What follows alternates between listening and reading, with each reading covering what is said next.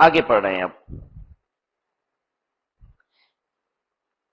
If fund are borrowed generally and used for the purpose of obtaining a qualifying asset, fund आपने generally बोरो किया है और use किया उसे क्वालिफाइंग एसेट को परचेज करने के लिए, तो क्या होता है, हम लोग क्या करते हैं, एवरेज रेट निकाल लेते हैं अगर एक से अधिक बोरोइंग होती है तो। The amount of borrowing cost eligible for capitalization should be determined by applying a capitalization rate to the expenditure on that asset. The capitalization rate should be the weighted average of the borrowing cost applicable to the general borrowing of the enterprise that are outstanding during the period.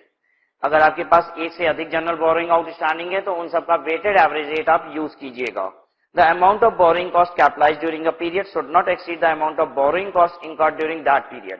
Capitalisation करते समय एक बात का ध्यान दीजिएगा कि जितना आपने बोरोइंग कॉस्ट इंकर किया है उससे ज्यादा कैपिटलाइजेशन नहीं हो जाना चाहिए।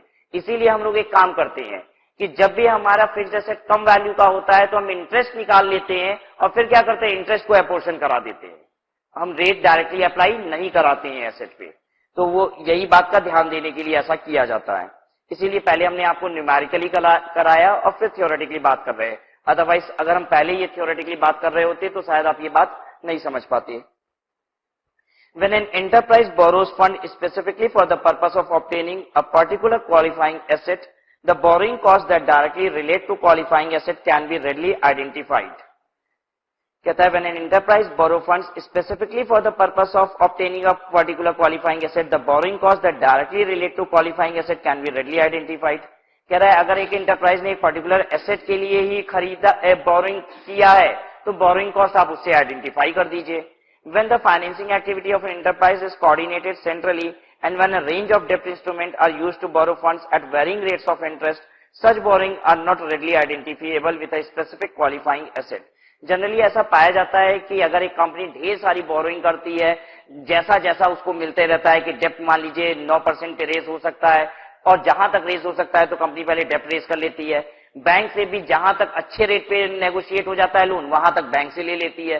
तो हर कंपनी को अगर एक कंपनी को 50 लाख रुपए चाहिए तो डायरेक्टली 50 लाख रुपए एक जगह से मिल जाए ऐसा कंपनी फोकस नहीं करती है, कहां से कितना अच्छे रेट पे मिल जाएगा। उनको लग रहा है कि मार्केट से पब्लिक से भी 12 लाख रुपए उठाए जा सकते हैं एक नॉमिनल रेट ऑफ इंटरेस्ट पे, तो पहले तो पब्लिक से उठा लेगी 12 लाख रुपया। बैंक वाई तैयार है 25 लाख रुपया देने को एक अच्छे रेट पे, तो कहेगी बैंक वाई से ले लेते हैं उतना। तो कंपनी क्या करती है, जगह जगह से डेप्ट को मैनेज करती है डिपेंडिंग अपॉन को उसे अच्छे रेट पे डेप्ट मिल जाए, अच्छी नेगोशिएशन पे उसे डेप्ट मिल जाए। तो कहता है कि अगर कंपनी ऐसा कर रही है, वो ढेर सारी बोरोइंग लेती है, तो जनरली ऐसा पाया जाता है कि वो जनरल बोरोइंग होती है। अगर हमारी 50 लाख रुपए की प्लांट एंड मशीनरी है, ढेर सारे लोन ले रखे हैं, तो अब हम सबको बताते थोड़ी ना फिरेंगे क्या करना है हमको प्लांट एंड मशीनरी ए भी खरीदना है, बी भी खरीदना है, सी भी खरीदना है। हमको जो जितना दे रहा है उतना ले रहे हैं, तो उसको ये नहीं बताएंगे अब क्या करना है हमको।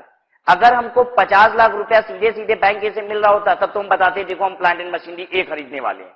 जिससे जितना मैनेज होता है तो इसे कहा जाता है जनरल बोरोइंग। और यही एएस बता रहा है कि जनरली ऐसा पाया जाता है कि आप अगर ढेर सारी बोरोइंग करते हो तो वो कैसी बोरोइंग होती है, जनरल बोरोइंग भी होती है।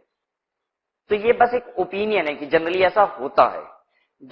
Then weighted average of borrowing cost is used, ऐसे में वेटेड एवरेज बोरोइंग कॉस्ट का यूज किया जाता है।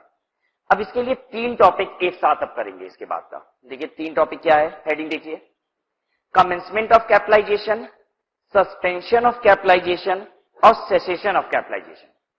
commencement of capitalization का मतलब कैपिटलाइजेशन कब स्टार्ट होगी।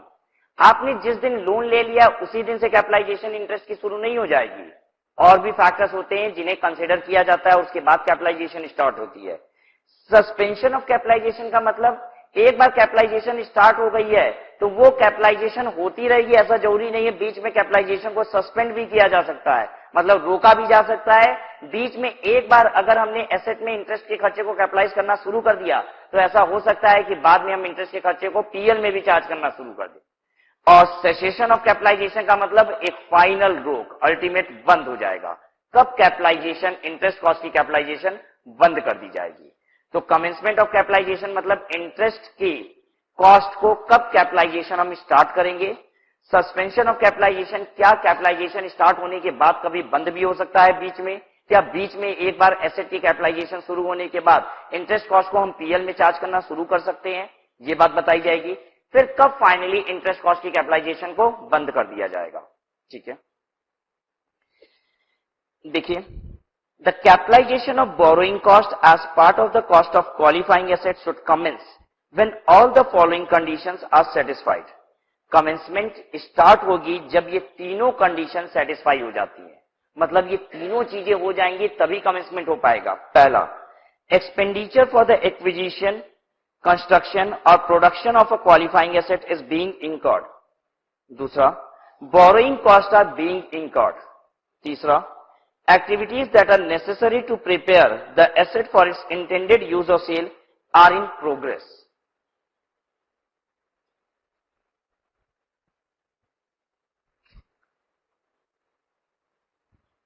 देखिए,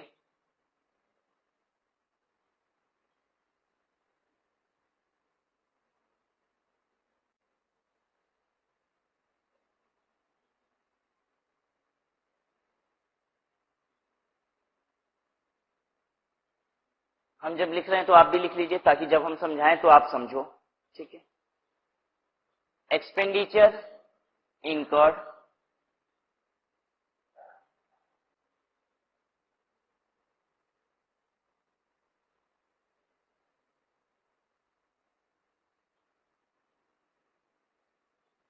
लोन बोरोड,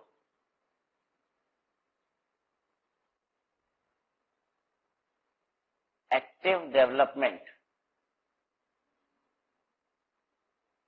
कमेंस्ड।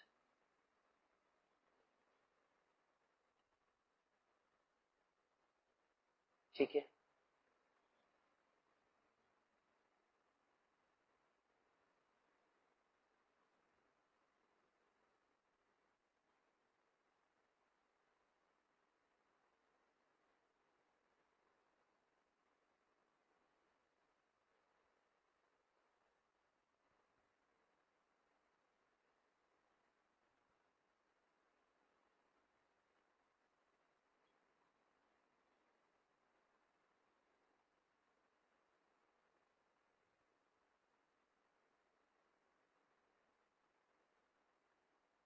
पहला साल, दूसरा साल, तीसरा साल,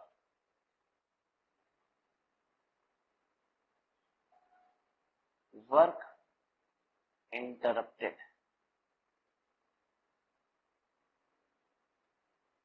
वर्क रिकमेंस्ड।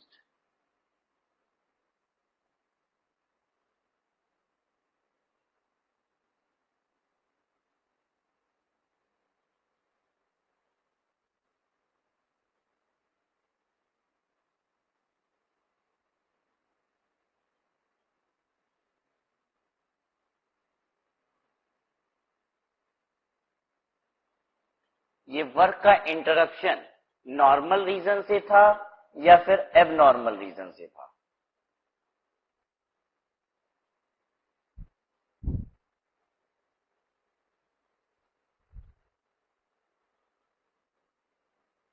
नॉर्मल रीजन मतलब रेन, एबनॉर्मल रीजन का मतलब फ्लड आ गया, गवर्नमेंट ने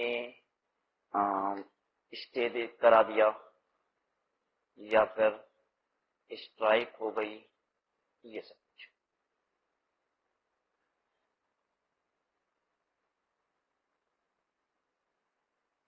यहाँ पे एसेट कंप्लीट हो गया और यहाँ पे लोन रीपे हो गया।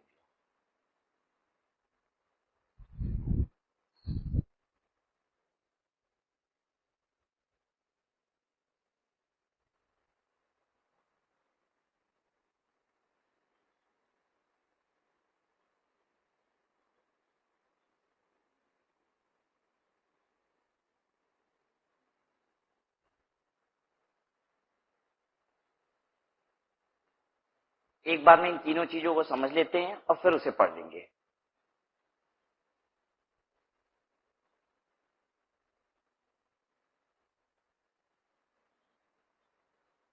पहले तो एक बार यहां देख लीजिए क्या हम लिख रहे हैं। हम लिख रहे हैं यहां पे हमने लोन बोरो किया, ठीक है, यहां पे हमने एक्सपेंडिचर इंकर किया। मान लो हम बिल्डिंग बना रहे हैं तो बिल्डिंग क्वालिफाइंग एसेट होती है, यहाँ पे कैपिटलाइजेशन की बात हो सकती है। तो बात तो हम लोग जो भी कर रहे हैं वो क्वालिफाइंग एसेट के रिस्पेक्ट में ही कर रहे हैं। हम लोग ये बात कर रहे हैं एक बिल्डिंग के रिस्पेक्ट में। हमने बिल्डिंग बनवाने के लिए यहाँ पे लोन ले लिया, लेकिन उससे रिलेटेड खर्चा यहाँ पे किया। मतलब हमने यहाँ पे जाके एक लैंड परचेज किया, फिर हमने यहीं पे बालू लिया, बालू को क्या कहते हैं, सैंड, और क्या लिया, यहाँ पे ब्रिक खरीदा। ये सब कुछ हमने एक्सपेंडिचर यहाँ पे इनकर किया। ठीक है। एक्टिव डेवलपमेंट कमेंस का मतलब ये है कि यहाँ पे हमने काम शुरू किया, जमीन खरीद लिए, बालू गिरवा लिए, ईंट गिरवा लिए, उसके बाद क्या कर रहे हैं, बैठ के रुके हुए हैं। उसके बाद यहाँ पे जाके हमने कंस्ट्रक्शन स्टार्ट कराया। तो commencement of capitalization of interest कहां से होगा, यहां से होगा। यहां से आपकी कमेंसमेंट स्टार्ट होगी। जिस दिन ये तीनों चीजें हो जाती हैं, आप लोन बोरो कर लेते हो, एक्सपेंडिचर भी इंकर कर लिए हो, हाँ साथ ही साथ डेवलपमेंट भी आपका स्टार्ट हो गया है। आपने लोन ले लिया, आपने एक्सपेंडिचर इंकर कर दिया, काम शुरू नहीं किए हो, कंस्ट्रक्शन का काम शुरू नहीं किए हो, अभी कैपिटलाइजेशन नहीं होगा। जब ये तीनों चीजें हो जाती हैं तब कैपिटलाइजेशन स्टार्ट होता है। तो कैपिटलाइजेशन अब यहां से स्टार्ट होगा। इंटरेस्ट कहां से स्टार्ट हो चुका है, लोन बोरो से। तो देखिए यहां से लेके यहां तक का इंटरेस्ट क्या होगा, पीएल में हम एंट्री करेंगे, पीएल डेबिट टू बैंक। ये इंटरेस्ट की एंट्री कराते जा रहे हैं हम। यहां पे एंट्री करते हैं पीएल डेबिट टू बैंक।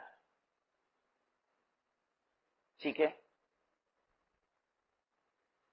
उसके बाद एक्टिव डेवलपमेंट यहां पे स्टार्ट हो गया। यहां से लेके यहां तक का ये रहा पहले साल का इंटरेस्ट, यहां से लेके यहां तक का ये रहा पहले साल का इंटरेस्ट।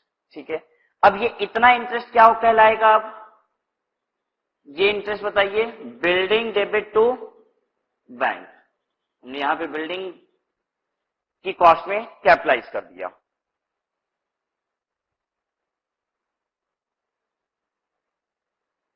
अब देखो यहां से लेके यहां तक का इंटरेस्ट, इतने पीरियड के इंटरेस्ट की बात कर रहे हैं। ये इंटरेस्ट ये रहा, ठीक है, ये वाला इंटरेस्ट।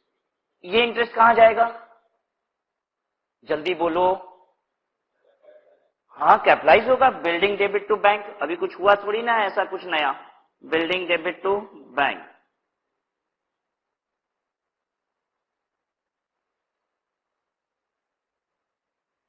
अगर आपका वर्क इंटरप्ट हो जाता है बीच में, अगर मेरा काम बीच में बंद हो जाता है तो कैपिटलाइजेशन भी बंद कर दिया जाता है।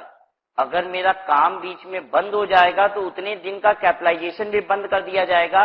लेकिन अगर काम बंद हो रहा है किन कारणों से, एबनॉर्मल रीजन से।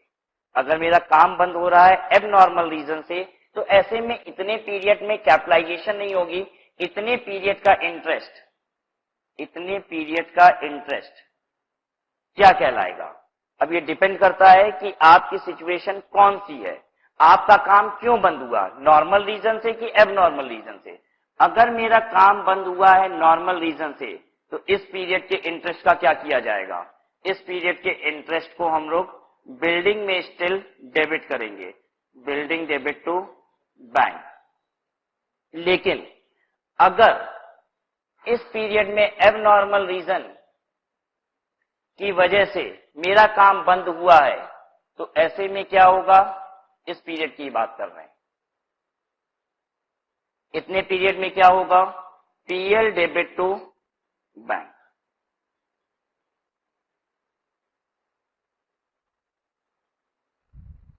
एबनॉर्मल रीजन क्या होता है, बरसात में बारिश हो रही थी, 4 दिन हमने बिल्डिंग का काम रुकवा दिया, वर्कर कह रहे हैं पानी में भीग के काम थोड़ी ना करेंगे, तो ये होता है नॉर्मल रीजन। ये तो नॉर्मल सी बात है, हर जगह ऐसा होता है, छोटी मोटी मुसीबतें आती रहती है जिसकी वजह से काम 2 दिन 4 दिन के लिए रुक जाता है। तो दिस इज नॉर्मल रीजन, ऐसे में कैपिटलाइजेशन नहीं रोका जाता। लेकिन बाढ़ आ गई, इस वजह से 3 महीने तक काम नहीं हो सकता है, this is an abnormal reason. हमेशा बाढ़ नहीं आ जाती है, एबनॉर्मल रीजन है, यहाँ पे कैपिटलाइजेशन को रोक दिया जाएगा। गवर्नमेंट ने स्टे लगा दिया, कहा बस बहुत हो गई, यहाँ पे फैक्ट्री नहीं बन सकती है, ये रेजिडेंशियल एरिया है, ठीक है। तो आपने ठीक से नगर निगम में पैसा नहीं खिलाया, इस वजह से गवर्नमेंट की स्टे आ गई और आपको वहां पे बिल्डिंग फैक्ट्री बनाने नहीं दिया जा रहा है क्योंकि वो रेजिडेंशियल एरिया है, गवर्नमेंट का कहना है। तो ठीक है, एबनॉर्मल रीजन है ये भी, 3 महीना 4 महीना काम रुका रहेगा, कैपिटलाइजेशन बंद चलेगा। स्ट्राइक, वर्कर ने स्ट्राइक कर दी है, एबनॉर्मल रीजन है, आपका काम रुका हुआ है, उतने दिन कैपिटलाइजेशन नहीं होगा और खर्चा सारा कहां जाएगा? पीएल में। अब वापस से वर्क स्टार्ट हो गया, इतना पीरियड वापस से वर्क स्टार्ट हो चुका है, अब ये खर्चा कहां जाएगा? वापस से वर्क स्टार्ट हो चुका है, इस पीरियड का खर्चा हाँ कैपिटलाइज होगा, बिल्डिंग डेबिट टू बैंक। ठीक है ये बात। फिर उसके बाद अगले साल आओ, इतने पीरियड का इंटरेस्ट, अगले साल इतने पीरियड का, यहां से यहां तक का इंटरेस्ट कैपिटलाइज होगा। कुछ नई बात थोड़ी ना हुई है, जैसे चल रहा था वैसे ही तो चल रहा है। इतने पीरियड का इंटरेस्ट फिर कैपिटलाइज करो, बिल्डिंग डेबिट टू बैंक। उसके बाद देखिए एसेट कंप्लीट हो गया यहां पे, तो बताइए क्या इसके बाद भी इंटरेस्ट दिया जाएगा? एसेट कंप्लीट हो गया तो क्या इंटरेस्ट की पेमेंट करेंगे? हाँ बिल्कुल करेंगे, जब तक कर्जा नहीं अदा करेंगे तब तक इंटरेस्ट तो पे करते ही रहेंगे। इंटरेस्ट की पेमेंट कहां तक होगी? लोन रीपे करने तक, यहां तक। अब इतना इंटरेस्ट का क्या करेंगे? अब पीएल में, जब मेरी बिल्डिंग बन चुकी है तो कैपिटलाइजेशन बंद हो गया, अब इतने पीरियड का इंटरेस्ट जाएगा पीएल में, पीएल डेबिट टू बैंक।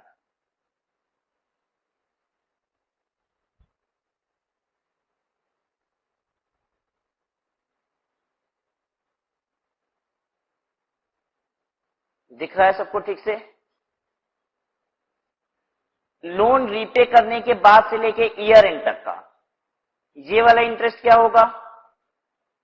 हाँ यहां कहां इंटरेस्ट होगा कि हम पे करेंगे और चार्ज करेंगे? No interest.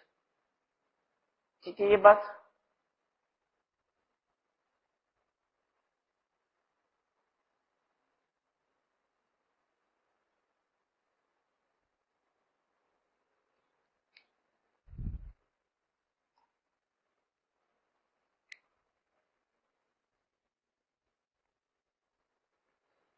चलिए आपने तीनों हेडिंग्स को पढ़ लिया है, बस एक रीडिंग कर देते हैं आपके लिए। The capitalisation of borrowing cost, commencement of capitalisation पढ़ रहे हैं। The capitalisation of borrowing cost as part of the cost of a qualifying asset should commence when all the following condition are satisfied. पहला, expenditure for the acquisition construction और production of a qualifying asset is being incurred. आपने खर्चा इंकर कर दिया है, chart में देखते जाओ, ये कह रहा है खर्चा इंकर कर दिया है।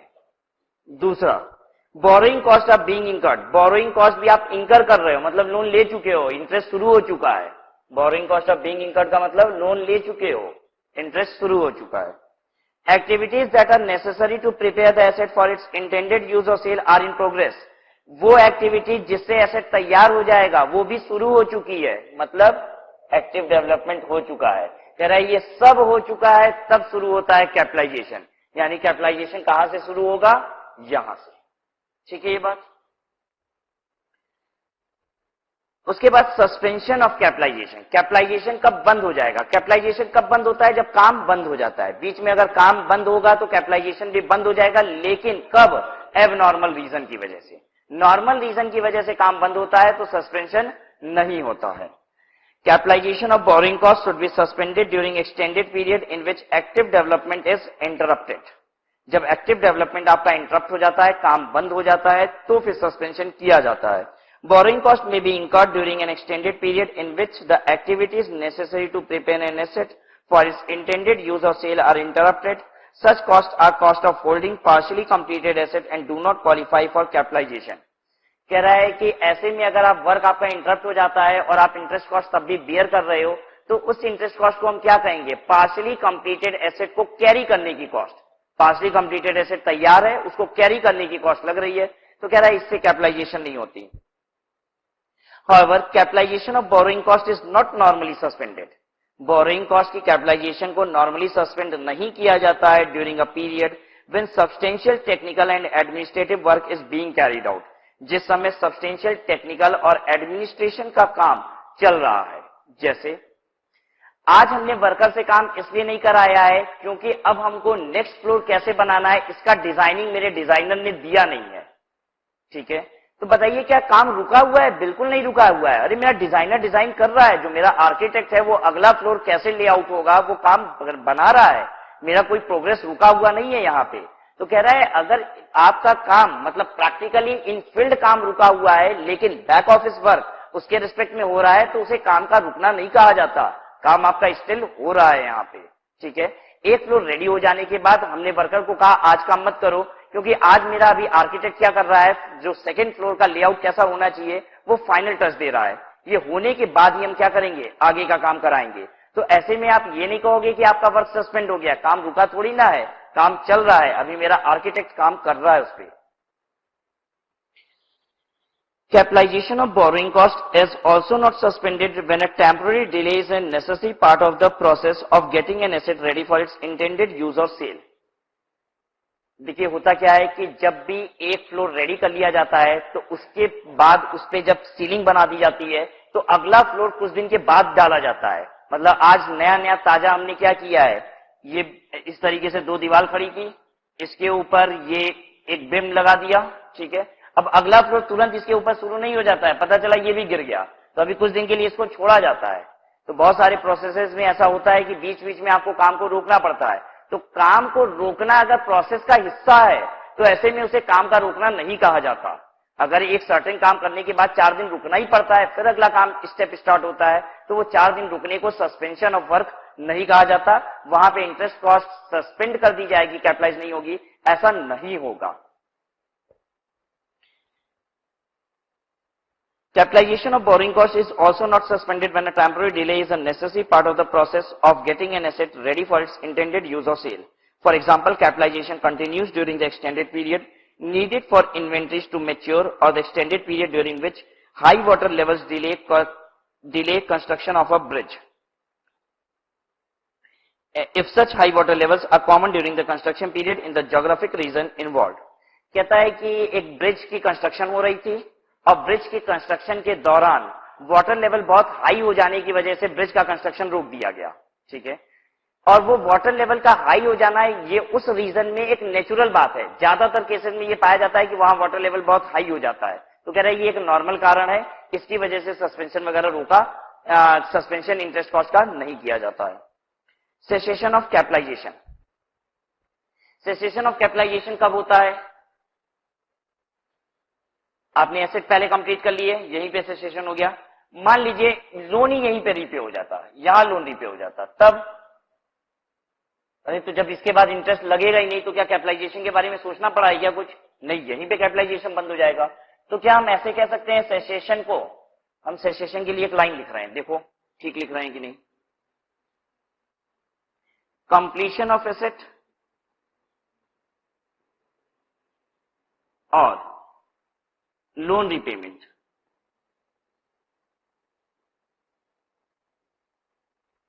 whichever is earlier। ठीक लिख रहे हैं, बताओ दोनों में से जो पहले हो जाएगा वहीं पे आपका कैपिटलाइजेशन रुक जाएगा।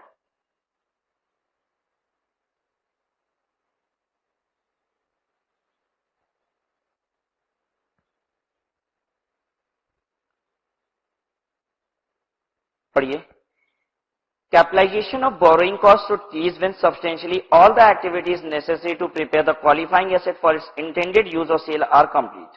कहता है कैपिटलाइजेशन बंद कर दिया जाएगा जब सभी एक्टिविटीज सब्सटेंशियली कंप्लीट हो गई है। सब्सटेंशियल कंप्लीशन का मतलब क्या होता है, मान लीजिए हम एक बिल्डिंग बना रहे हैं, सारा काम हो गया है, बस क्या करना था, 2 जगह टाइल्स और लगवानी थी, सारा काम हो गया है, बस एक बाथरूम में टाइल्स लगवानी बाकी है। ठीक है, और टाइल्स हम खोजे जा रहे हैं क्योंकि बढ़िया टाइल्स लगवाना है, किसी दुकान पे मिल ही नहीं रही है। तो सब्सटेंशियली काम कंप्लीट हो गया है, अब कैपिटलाइजेशन रोक दिया जाएगा वहीं पे। आपको 4 महीना 2 टाइल्स खोजने में लग गया है तो अब इसके लिए कैपिटलाइजेशन जारी नहीं रहेगा। हमने सब कुछ करा लिया है, बिल्डिंग पूरी रेडी हो गई है।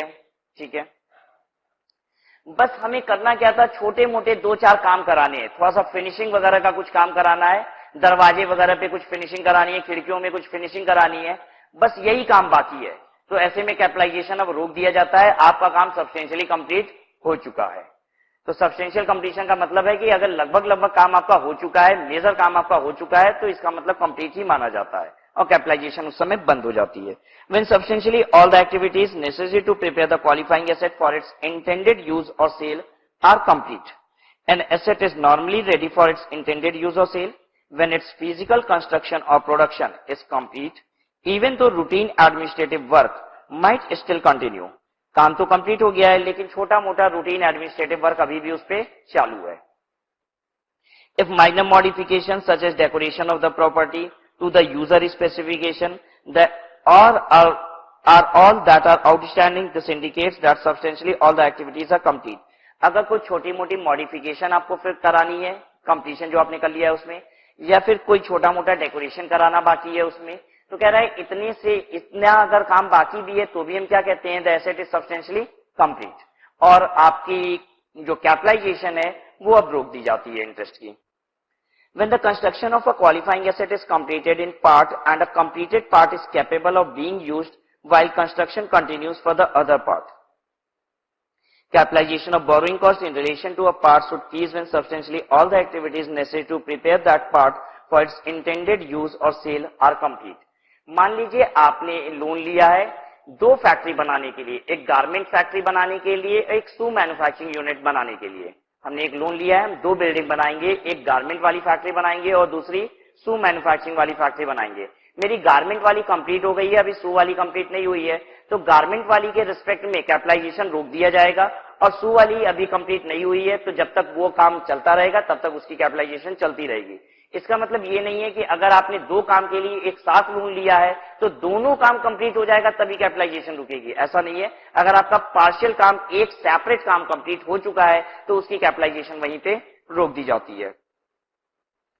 A business park comprising several buildings, each of which can be used individually, is an example of a qualifying asset for which each part is capable of being used while construction continues for the other part. ऐसा होता है, बहुत सारी company क्या करती है कि एक बड़ी जगह ले लेती है, उसमें 5-6 बिल्डिंग बनती है। इवन कंपनी के अंदर भी आप क्या करते हो, कार से मूव करते हो एक प्रीमाइसेस से दूसरी प्रीमाइसेस पे। बड़ी सारी कंपनी ने जगह ले रखी है और 5-6 बिल्डिंग उसमें बना रखी है, तो हर बिल्डिंग अपने आप में क्या कहलाएगी, एक सेपरेट यूनिट्स कहलाएंगी, और आपने जैसे ही एक बिल्डिंग को कंप्लीट कर लिया है उसके रिस्पेक्ट में कैपिटलाइजेशन वहीं पे बंद हो जाता है। The ICAI wise it's ASI। ASI आप शायद अभी तक नहीं सुने होंगे। ASI stands for accounting standard interpretation. Accounting standard interpretation institute AS भी बनाती है, और हमारी इंस्टीट्यूट पता है क्या बनाती है, ASI भी। हमने एक चीज और आपको इस AS में ASI वाली बात बताई है। AS 16 में ये बात कहीं नहीं लिखी है कि सब्सटेंशियल पीरियड का मतलब क्या होता है। AS 16 में कहीं भी ये बात नहीं लिखा हुआ है सब्सटेंशियल पीरियड का मतलब क्या होता है। सब्सटेंशियल पीरियड का मतलब लिखा हुआ है अकाउंटिंग स्टैंडर्ड की इंटरप्रिटेशन में। इंस्टीट्यूट अकाउंटिंग स्टैंडर्ड इशू करती है, और साथ ही साथ अगर अकाउंटिंग स्टैंडर्ड में कुछ ऐसे टर्म्स होते हैं जिनकी इंटरप्रिटेशन जरूरी होती है तो इंस्टीट्यूट फर्दर रिलीज करती है अकाउंटिंग स्टैंडर्ड इंटरप्रिटेशन। ठीक है, तो बहुत सारी बातें जो आप हमसे सुनते हो, बहुत सारी बातें स्टैंडर्ड से होती है और बहुत सारी उसके लिए जो इंटरप्रिटेशन इशू किया गया है उनसे होती है। Since that is not relevant for you, आपको मतलब नहीं होता कि बात कहां से कही जा रही है, तो इसलिए हम उसकी रेफरेंस नहीं लेते हैं। ये बात ASI 10 accounting standard interpretation 10 which was issued for AS 16 से एक बात बता रहे हैं आपको। ये बात जो हमने आपको एक्सचेंज फ्लक्चुएशन के रिस्पेक्ट में लिखवाई थी कि बोरोइंग कॉस्ट इंटरेस्ट कंपोनेंट, जो इंटरेस्ट कंपोनेंट का जो borrowing interest component of the borrowing cost का जो एक्सचेंज फ्लक्चुएशन की वजह से डिफरेंस आ जाता है, उसे भी आप क्या ट्रीट करते हो, बोरोइंग कॉस्ट। ये बात दी हुई है अकाउंटिंग स्टैंडर्ड की इंटरप्रिटेशन में कि अगर आप एक फॉरेन करेंसी में लोन बोरो करते हो और उस पर इंटरेस्ट पे करते हो और वो इंटरेस्ट अधिक हो जाता है बिकॉज ऑफ एक्सचेंज फ्लक्चुएशन, तो जितना आपने एडिशनल अमाउंट पे किया है उसे भी हम क्या कहते हैं, borrowing cost. The exchange differences on the amount of principal of the foreign currency borrowing to the extent of difference between interest on local currency borrowing and interest on foreign currency borrowing is capitalized। ठीक है ये बात। तो जो interest का difference होता है because of exchange fluctuation, वो डिफरेंशियल भी आप कैपिटलाइज कर देते हो, लेकिन हाँ कैपिटलाइजेशन कहां होता है ये बात भूलेंगे नहीं, only and only in case of qualifying asset. ठीक है ये बात।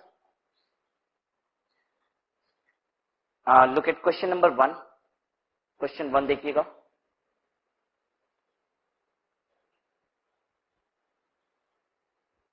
A company has obtained institutional term loan during the year ended 31/3/2002 of rupees 650 lakh for modernization and renovation of its factory. Company ने लोन लिया है 650 लाख रुपए का modernisation और रेनोवेशन ऑफ फैक्ट्री के लिए. Building worth 120 lakh were completed and plant and machinery worth 350 lakh were installed by 31/3/2002. देखिए क्या कहता है, कंपनी ने इंस्टीट्यूशनल लोन लिया है during the year ended 31/3/2002 650 lakh रुपए का for modernization and renovation of factory. Building 120 lakh रुपए की कंप्लीट की गई है. प्लांट एंड मशीनरी 350 लाख रुपए का इंस्टॉल किया गया था by 31/3/2002. A sum of rupees 70 lakh has been advance for asset the installation of which is expected in the following year. आपने 70 लाख रुपए एक एसेट के रिस्पेक्ट में दिया है जिसकी इंस्टॉलेशन अगले साल हो पाएगी. 110 lakh has been utilized for working capital requirement. 110 lakh रुपए वर्किंग कैपिटल रिक्वायरमेंट में यूज किया गया है.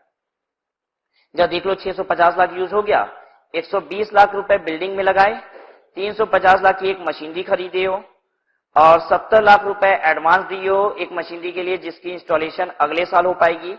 110 लाख रुपए को वर्किंग कैपिटल में यूज किए हो गया 650 लाख रुपए. ये हो गया 650 लाख रुपए. Interest paid on the loan of 650 lakh during the year 1-2 amounted to 58.5 lakh. 58.5 lakh रुपए का इंटरेस्ट आपने पे किया है 650 लाख रुपए के लोन पे. How should the interest amount be treated in the accounts of the company. Interest amount को कैसे ट्रीट करना चाहिए. क्वालिफाइंग एसेट का जितना इंटरेस्ट बनता है उसे तो कैपिटलाइज कर देंगे और बाकी को रेवेन्यू में चार्ज कर देंगे. देखिए अब हम कैसे क्वेश्चन की लाइन से आइडेंटिफाई करेंगे कुछ ऐसी बातें जो आपको एग्जाम में समझनी होगी क्वेश्चंस में.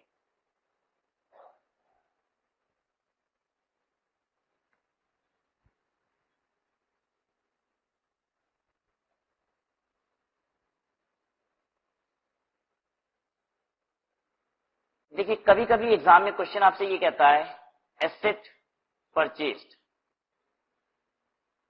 ऑन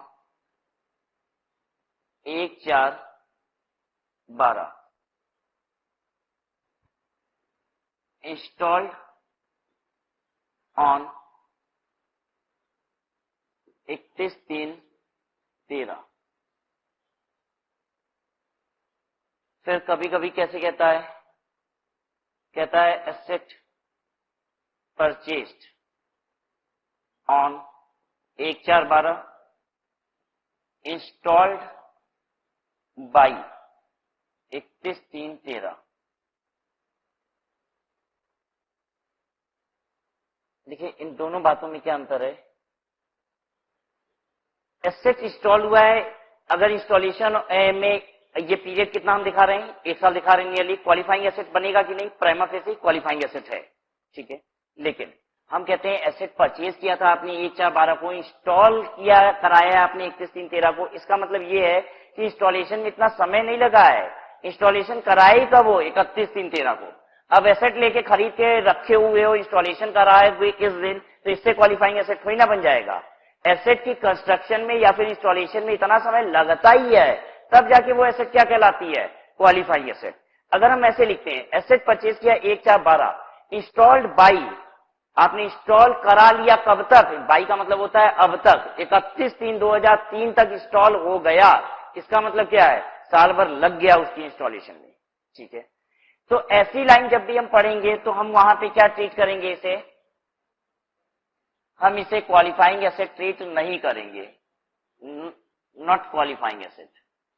और यहां पे हम इसे क्वालिफाइंग एसेट ट्रीट करेंगे.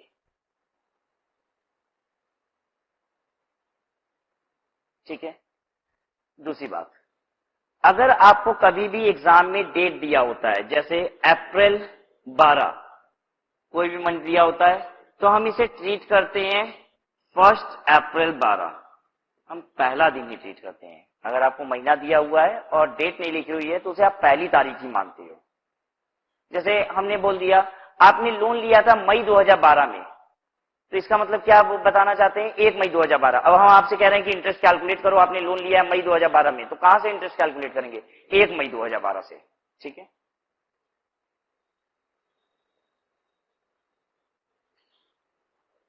तो अब आप आइडेंटिफाई कराओ, हमें बताते जाओ कि कौन कौन सा इसमें क्वालिफाइंग एसेट है। 120 लाख रुपए बिल्डिंग वाला, बिल्डिंग क्वालिफाइंग एसेट है? हाँ हाँ, बिल्डिंग क्वालिफाइंग एसेट है। कंपनी है ये, जनरली ये मान के चलो कंपनी जो लोन वोन लेती है, बिल्डिंग बनवाती है अपनी फैक्ट्री, तो 2-2, 3-3 साल, 4-4 साल लग जाते हैं फैक्ट्री बनवाने में, ठीक है। तो ये बिल्डिंग तो हमेशा क्या होती है, नॉर्मली क्वालिफाइंग एसेट होती है, तो बिल्डिंग क्वालिफाइंग एसेट है। प्लांट एंड मशीनरी 350 लाख रुपए का वर इंस्टॉल्ड बाई 31/3/2002। हाँ, बहुत लंबा समय लगा है, बताना ये चाहता है, ठीक है। ये भी क्या है, क्वालिफाइंग एसेट। आपने 70 लाख रुपए एक एसेट के लिए एडवांस दिया है जिसकी इंस्टॉलेशन अगले साल एक्सपेक्टेड है। क्वालिफाइंग एसेट है कि नहीं है, क्वालिफाइंग एसेट है। आप अभी से पैसा देके बैठ रहे हो, अगले साल उसकी इंस्टॉलेशन। जस्ट सोचो, आज आप किसी को भी ट्रक के लिए, एक ट्रक खरीदनी है आपको, आपने आज ही उसको पैसा दे दिया, वो कह रहा है 2 साल बाद ट्रक की डिलीवरी देंगे। अरे बेवकूफ है क्या, 2 साल के लिए बाद ट्रक लेने के लिए आज ही पैसा दे देंगे? ट्रक खरीदना होगा, जाएंगे पैसा नगद लेके और तुरंत खरीद के ले आएंगे। तो आप ऐसे ही किसी को एडवांस दे देते हो क्या कि अगले साल एसेट दे देना? आपने किसी को पैसा दे दिया। ध्यान दीजिए, जब भी हम क्वेश्चन को पढ़ते हैं तो हमेशा एक प्रूडेंस बिजनेसमैन जैसा करता है उसके हिसाब से सोचते हैं। कभी भी ये नहीं सोचते हैं अच्छा दे दिया होगा, ऐसे ही दे दिया होगा। अरे दे नहीं दिया होगा, अगर वो दे रहा है पैसा 1 साल पहले से, अगले साल इंस्टॉलेशन होगी, मतलब जरूरत है, मार्केट में ऐसा चल रहा है कि आपको पैसा देना पड़ेगा, इंस्टॉलेशन में 1 साल 1.5 साल लगता है समय, इसलिए दे रहा होगा, ठीक है। तो आप कभी भी क्वेश्चन को एक बेवकूफ बिजनेसमैन ट्रीट करते हुए अकाउंटिंग ट्रीटमेंट नहीं बताओगे। जब भी आप क्वेश्चन को पढ़ोगे तो उसे एक प्रूडेंस बिजनेसमैन मानते हुए अपनी अकाउंटिंग ट्रीटमेंट को बताओगे, मतलब that was really required for the business, ये मान के चलोगे आप। हाँ, अब वो अपने बिजनेस के लिए कार खरीद रहा है, अब कार का 2 साल पहले ही एडवांस दे दिया है, तो अब ये तो बेवकूफी है, लेकिन ऐसी चीज हम मानेंगे नहीं, ठीक है। क्या बताइए, हम कार के लिए 2 साल पहले ही एडवांस दे दिए हैं, क्वालिफाइंग एसेट बन जाएगी कार? इंटरेस्ट कैपिटलाइज हो जाएगा? नहीं, कार कोई क्वालिफाइंग एसेट थोड़ी ना होती है, वो तो बस खरीदो और तुरंत यूज होती है, तो वो क्वालिफाइंग एसेट नहीं है, वहां पे इंटरेस्ट कॉस्ट कैपिटलाइज नहीं होगी। लेकिन यहां पे हम प्लांट एंड मशीनरी के लिए जो आप एडवांस दे रहे हो, आप क्या मान के चल रहे हो? आप ये मान के चल रहे हो कि जनरली इतना समय लगता होगा इसकी इंस्टॉलेशन में, तब हम इतना पहले से पैसा देके बैठ रहे हैं, तो ये भी क्या है, क्वालिफाइंग एसेट। और 110 लाख रुपए वर्किंग कैपिटल, तो इसका इंटरेस्ट तो क्या होगा, पीएल में चार्ज होगा, ठीक है। तो लिखिए answer 1, building, plant and machinery and asset whose installation is expected next year is qualifying asset। Building, plant and machinery और एसेट जिसकी इंस्टॉलेशन अगले साल एक्सपेक्टेड है, वो क्वालिफाइंग एसेट है। Therefore interest pertaining to them shall be capitalized and interest on loan utilized for working capital shall be charged to PL account। फिर लिखेंगे borrowing cost to be capitalized।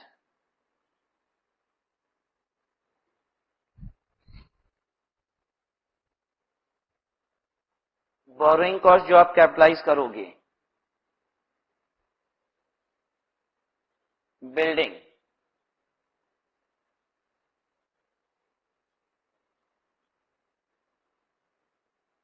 58.5 lakh का interest बना है, कितने के लोन पे, 650 के लोन पे, तो 120 लाख रुपए के लोन पे कितना इंटरेस्ट बनेगा?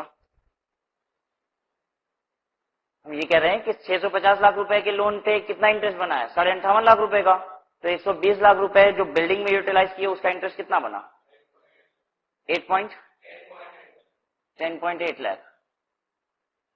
10.8 लाख बिल्डिंग में। फिर उसके बाद प्लांट एंड मशीनरी 58.5 लाख रुपए का लोन, इंटरेस्ट 650 लाख रुपए के लोन पे, और प्लांट एंड मशीनरी है 350 लाख रुपए की। 31.5 लाख। एक और एसेट है जिसकी इंस्टॉलेशन अगले साल होगी,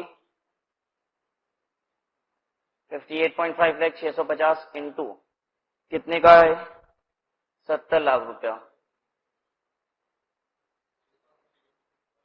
6.3 लाख। इतना तो कैपिटलाइज कर दो। बोरोइंग कॉस्ट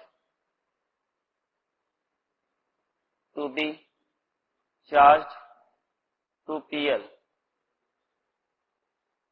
वर्किंग कैपिटल वाला जितना है 58.5 लाख अपॉन 650 लाख इंटू 110 लाख रुपया।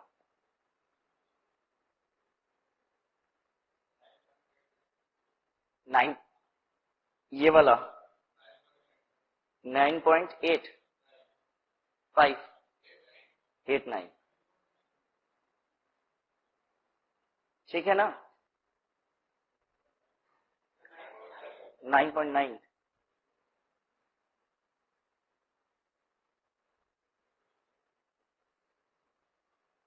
और उसके बाद वो इंटरेस्ट टोटल कितना आएगा, बोरोइंग कॉस्ट 8.6, 48.6 लाख।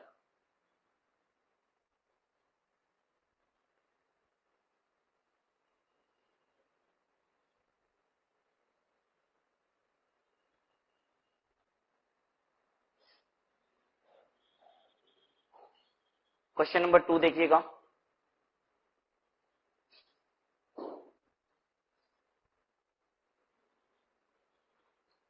क्वेश्चन 2 है, ABC limited begins construction on a new building on 1 January 2004।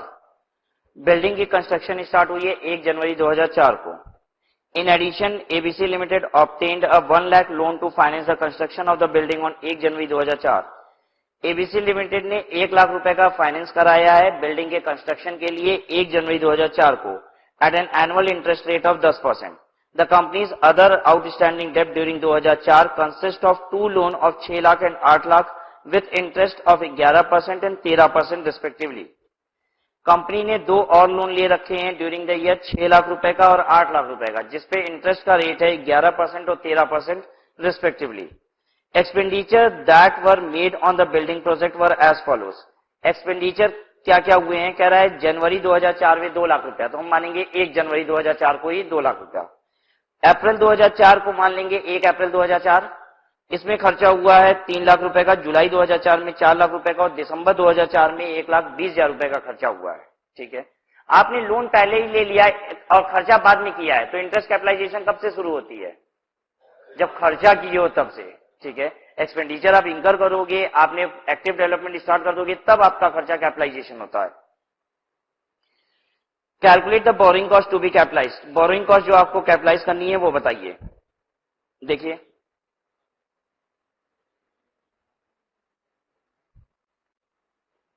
Specific loan का रेट तो कितना है, 1 लाख रुपए का लोन लियो बिल्डिंग के लिए, वो कितने का है, 10%। और जनरल लोन का रेट कितना है, देखो 6/14, 14 लाख के लोन में से 6 लाख का लोन है 11% पे, प्लस 8 लाख का लोन 14 लाख के लोन में से है 13% के रेट पे, 12.14।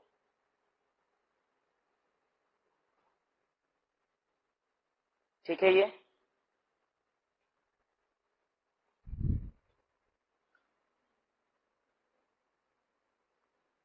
जनवरी 2004,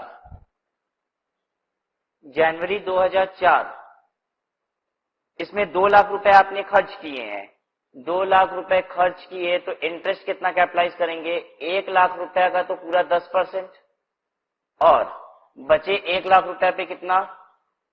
12.14%। ठीक है, ये बात 2 लाख रुपए का खर्च हुआ है जनवरी में, तो पहले तो 1 लाख रुपए जो स्पेसिफिक लोन था वो लगा दीजिए इंटरेस्ट रेट, और बाकी 1 लाख रुपए पे जनरल रेट लगा दीजिए। कितना हो गया? 22,140। जनवरी के बाद अप्रैल 2004। जनवरी का मतलब आपने 1 जनवरी माना है, तभी 12 महीने का इंटरेस्ट पूरा पूरा लगा रहे हैं, नहीं तो 11 महीना कर देते। अगर ये मंथ एंड होता तब तो 11 महीने का ही लगता, हम मंथ बिगनिंग मान के चल रहे हैं। अप्रैल 3 लाख रुपए का खर्च किए हो तो 3 लाख का 12.14% क्या महीने का? 9 महीने का इंटरेस्ट कैपिटलाइज कीजिए बस।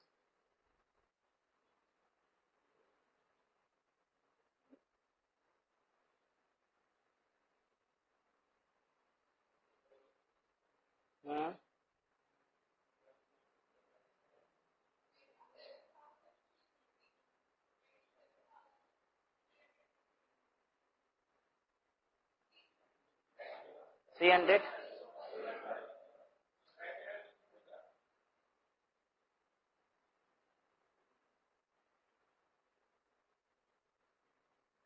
जुलाई 2004 4 लाख रुपए का 12.14%। क्या महीने का? 6 महीना।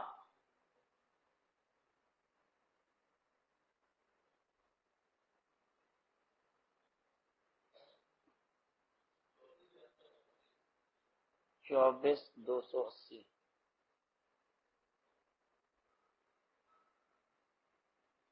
जुलाई के बाद दिसंबर 2004।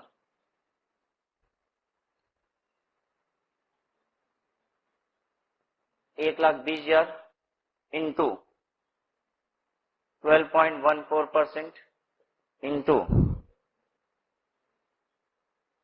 क्या महीना? 1 महीना। 1,214। 1,214। हमें कुछ सुनाई नहीं दे रहा।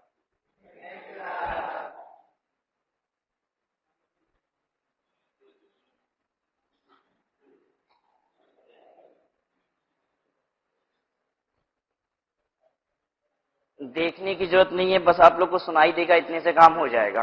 ठीक है, देखने की जरूरत है ही नहीं, बस सुनिए। Question number 3।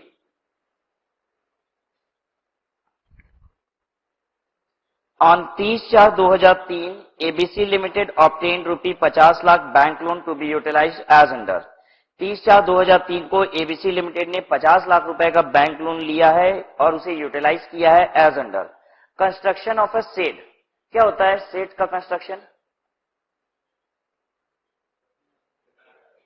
हाँ, 2 दीवार है, ऊपर से आसमान खुला हुआ है, तो उस आसमान को अगर ढक दिया जाएगा, आसमान दिखाई नहीं देगा, तो उसे कहा जाता है शेड। ठीक है, पेट्रोल पंप पे आप जाते हो तो क्या होता है, ऊपर से आसमान नहीं दिखाई देता है, वहां पे शेड बना हुआ है, जहां आसमान दिखाई दे रहा है वहां शेड नहीं बना हुआ है। ठीक है,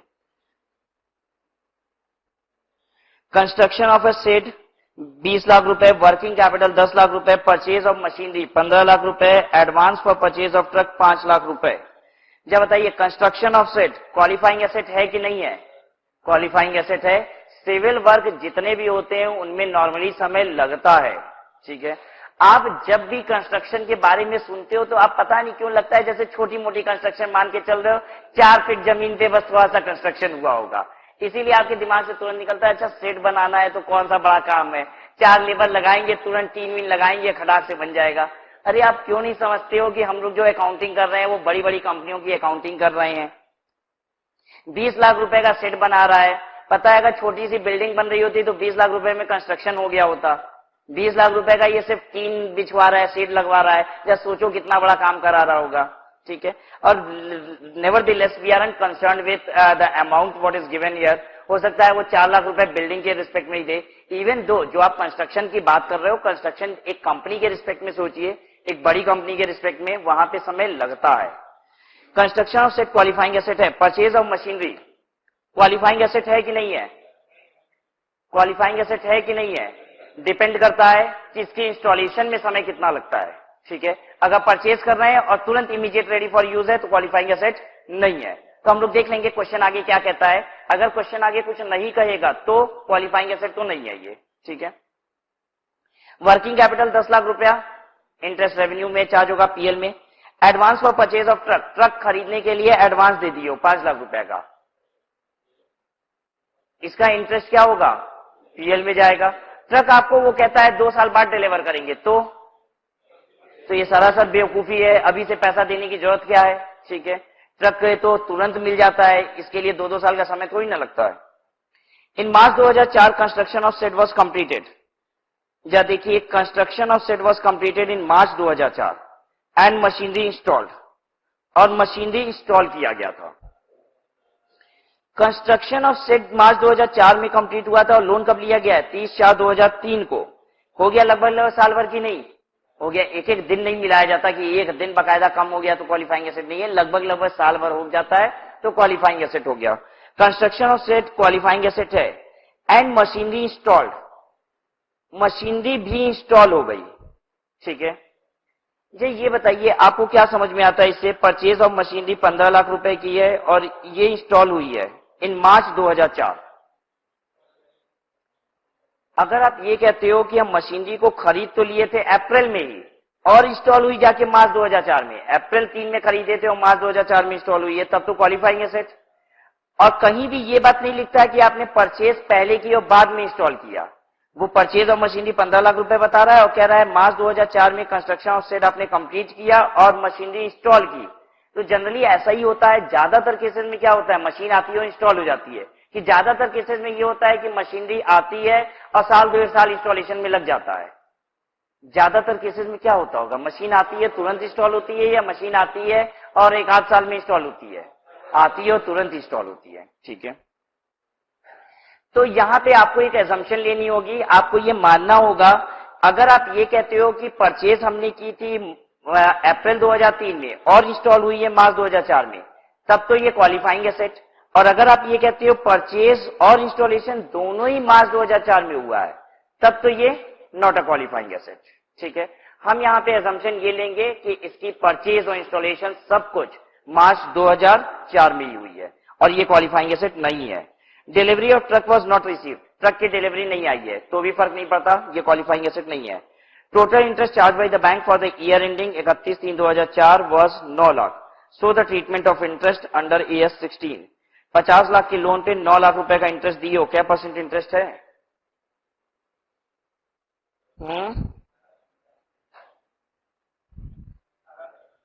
interest rate 9 lakh divided by 50 lakh, 18%।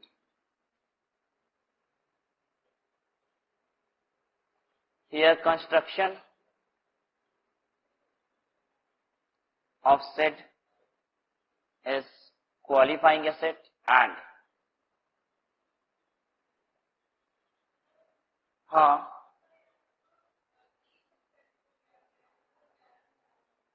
यही तो कह रहे हैं कि 30 अप्रैल को लिया गया है मार्च 2004 में, तो 12 महीने की exact date by date counting नहीं की जाती है।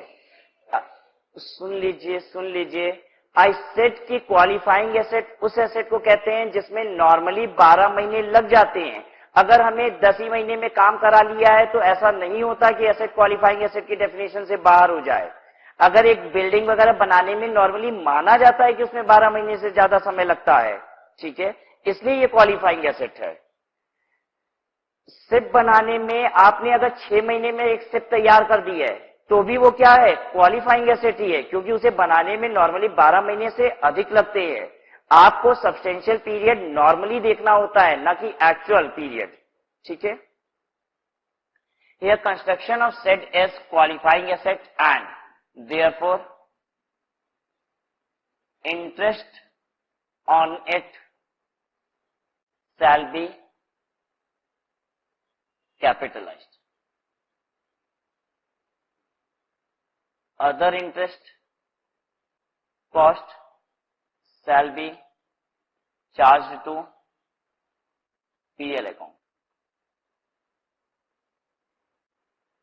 Interest cost to be capitalized is equal to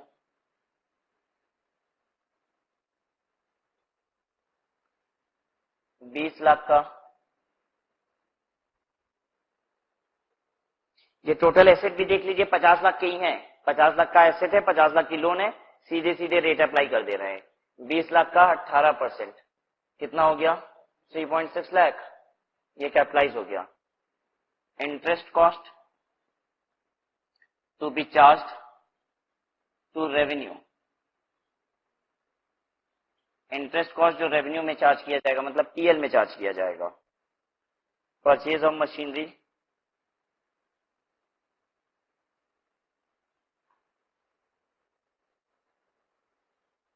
और इनफैक्ट हम मशीनरी के लिए बहुत ज्यादा एजम्पशन की बात भी नहीं करेंगे। यहाँ पे समय कितना लगा है देखिए इंस्टॉलेशन में, अगर मान लो अप्रैल 2003 में भी खरीदा गया था तो भी 11 महीना, और नॉर्मली मशीन की इंस्टॉलेशन में 12 महीने से ज्यादा लगता है क्या? नहीं, तो ये क्वालिफाइंग एसेट हुआ? नहीं हुआ। लेकिन कंस्ट्रक्शन ऑफ सेट में, सिविल काम में जनरली 12 महीने से ज्यादा लगता है, भले यहाँ 11 महीना लगाओ, इसलिए ये क्वालिफाइंग एसेट। ठीक है, मशीनरी अगर मान लीजिए आपने अप्रैल में खरीदी भी थी, अप्रैल 3 में, और मार्च 4 में इंस्टॉलेशन हुआ है तो भी 12 महीना नहीं हुआ, और जनरली 12 महीने से ज्यादा लगता भी नहीं है। ठीक है, जनरली तो ये होता है कि मशीन खरीदो और तुरंत इंस्टॉल हो जाता है, जनरल बात तो ये है मशीन के respect. Purchase of machine,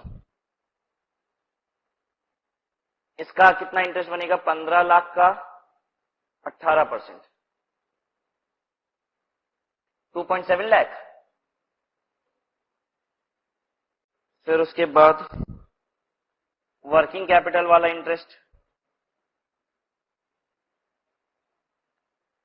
10 lakh का 18%, 1.8 lakh. Advance for truck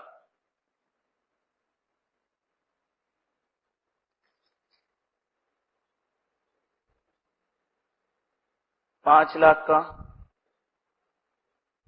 18%, 0.9।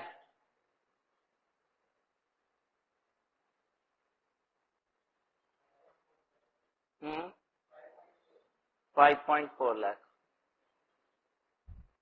Question number 4 देखिएगा, बस आखिरी क्वेश्चन देख रहे हैं। Question number 4, ABC limited made the following borrowings. ABC limited ने क्या क्या बोरोइंग की है देखिए।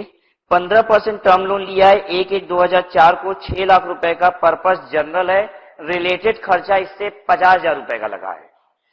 14.5% का टर्म लोन भी लिया है, लेकिन ये लिया है 1 जुलाई 2004 को, 4 लाख रुपए का लिया है, specific to acquisition of plant and machinery. Underline कीजिए वर्ड स्पेसिफिक, ये स्पेसिफिक लोन है, और इस पे भी खर्चा लगा है 20,000 रुपए का। तीसरा लोन 14% टर्म लोन है, 1/10/2004 को लिया गया है, 5 लाख रुपए का, ये भी जनरल है, और इसका खर्चा 40,000 रुपए लगा है। खर्चे का मतलब है कि लोन को मैनेज करने में और कुछ खर्चे लगे थे, वो कॉस्ट है। Qualifying asset for borrowing are, qualifying asset जो इस बोरोइंग से ली गई है वो क्या क्या है? एक तो फैक्ट्री सेट आपने बनवाया है 1 लाख रुपए का, प्लांट एंड मशीनरी 9 लाख रुपए की, अदर फिक्स्ड एसेट 1 लाख रुपए का। जब बताइए plant and machinery qualifying asset है? सब है, ऊपर लिख रहा है qualifying asset for borrowing, question बता रहा है। ठीक है, तो होश में रहना बहुत जरूरी है। ठीक है, qualifying asset for borrowing are, ये क्वेश्चन ही बता रहा है, factory set, plant and machinery, other fixed asset जो क्वालिफाइंग है, मतलब सीधे सीधे इंटरेस्ट कैपिटलाइज करना है, इसमें सोचना नहीं है। 11 लाख रुपए की आपने एसेट ले रखी है, और लोन देखो कितने का है? हाँ, 15 लाख रुपए का। लोन अधिक का और एसेट कम के, तो क्या करते हैं हम? रेट अप्लाई करते हैं। ठीक है, और अगर आपका लोन ही कम का होता तो इंटरेस्ट निकाल के अपोर्शन कर देते हैं। ठीक है, तो यहां पे लोन अधिक का है तो रेट को अप्लाई करना होगा हमें। Assume that the project is ready for commercial production on 1/1/2005। Commercial production के लिए आपका प्रोजेक्ट रेडी हो गया 1/1/2005, तो 1/1/2005 को इंटरेस्ट कैपिटलाइजेशन बंद हो जाएगी कि नहीं? बंद हो जाएगी। ठीक है, जैसे ही प्रोजेक्ट रेडी हो गया कैपिटलाइजेशन बंद हो जाएगी।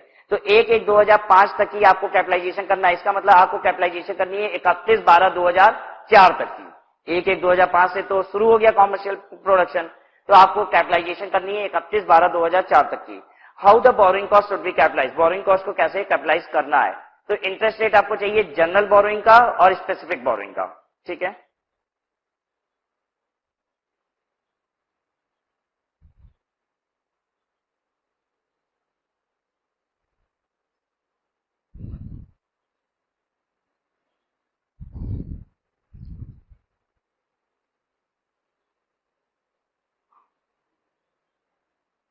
जनरल बोरोइंग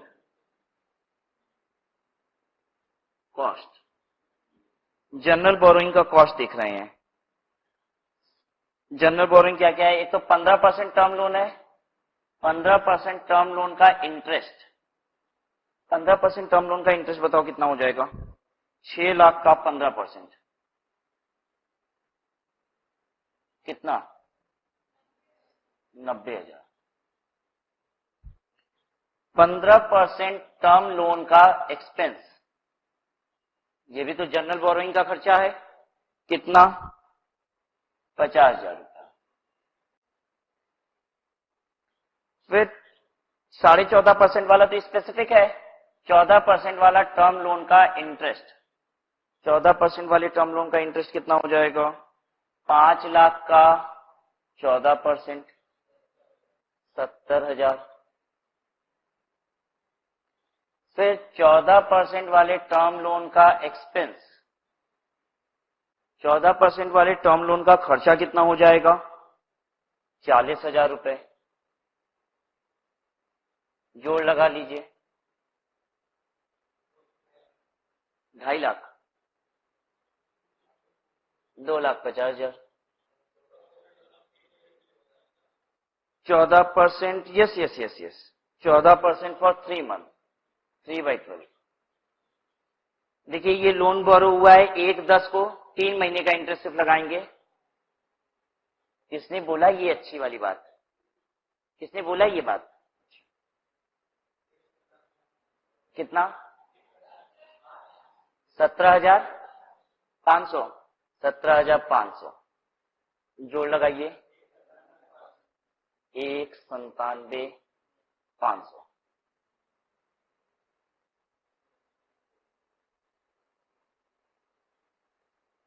ठीक है। जनरल बोरोइंग का रेट क्या हो जाएगा, जनरल बोरोइंग रेट 1,97,500 रुपए का खर्चा है, कितने लोन का, आपने लिया है पैसा 6 लाख और 5 लाख मिला के 11 लाख रुपया, 11 लाख रुपए मिला है, इतना पैसा दिए हो। क्या रेट आया,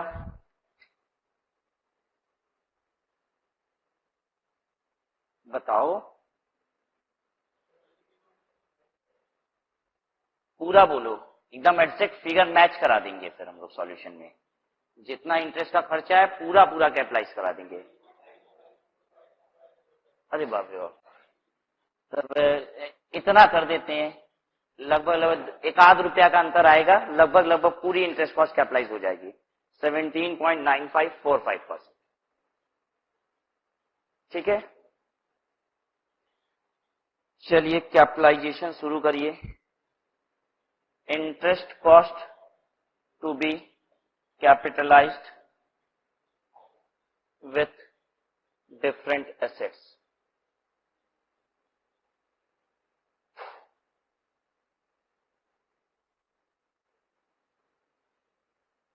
फैक्ट्री सेट, फैक्ट्री सेट कितने का है, 1 लाख रुपया, इस पे 17.9545% कितना हो जाएगा, 17,954।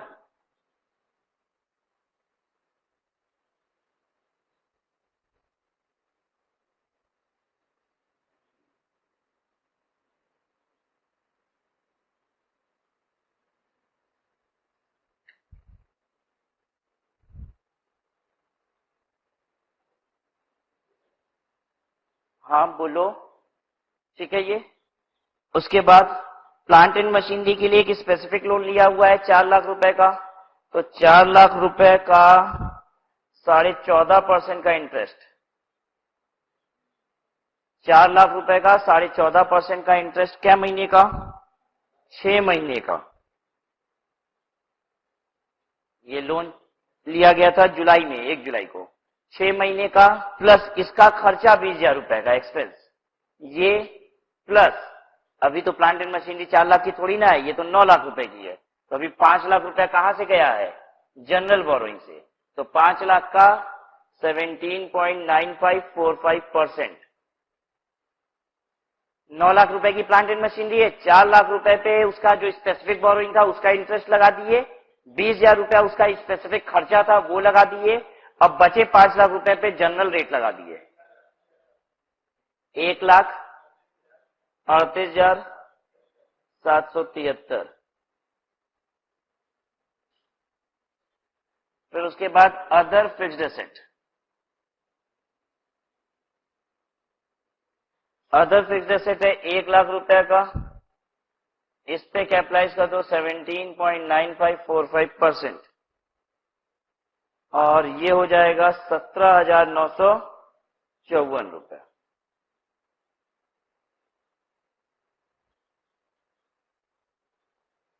जोड़ लगा दीजिए, ये है आपकी टोटल इंटरेस्ट की कैपिटलाइजेशन 1,74,681।